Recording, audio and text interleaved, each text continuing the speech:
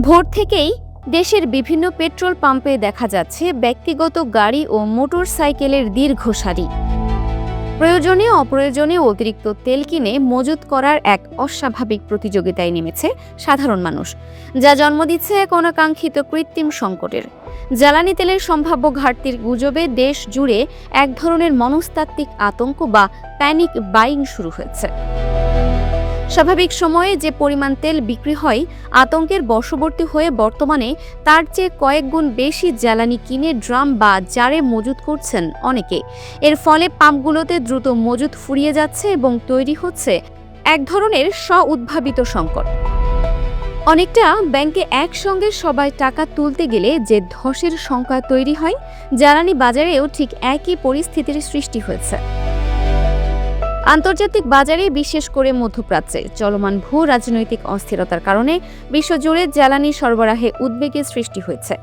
যেহেতু বাংলাদেশ আমদানি নির্ভর, তাই এই বৈশ্বিক উত্তেজনার প্রভাব স্থানীয় বাজারেও পড়ার আশঙ্কা করছেন অনেকে।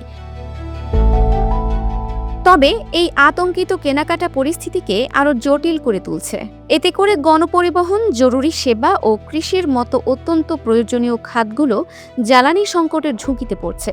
একই সঙ্গে কালোবাজারি ও দাম বৃদ্ধির আশঙ্কাও প্রবল হচ্ছে। পরিস্থিতি নিয়ন্ত্রণে আনতে সরকার ইতোমধ্যে বেশ কিছু কঠোর পদক্ষেপ গ্রহণ করেছে।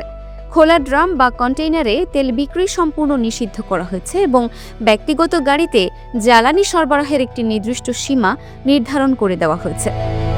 পাশাপাশি আন্তর্জাতিক বাজার থেকে নিরবিচ্ছিন্ন সরবরাহ নিশ্চিতে যুক্তরাষ্ট্র, ভারতসহ মধ্যপ্রাচ্য এবং এশিয়ার বিভিন্ন তেল রপ্তানিকারক দেশের সঙ্গে যোগাযোগ ও সমন্বয় বৃদ্ধি করেছে সংশ্লিষ্ট মন্ত্রণালয়।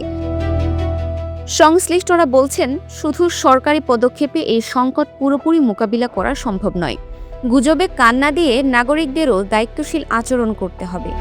অপ্রয়োজনে অতিরিক্ত মজুত করা থেকে বিরত থাকলে দেশের জ্বালানি সরবরাহ ব্যবস্থা স্বাভাবিক ও নিরাপদ রাখা সম্ভব। Dinajpur TV, multimedia desk.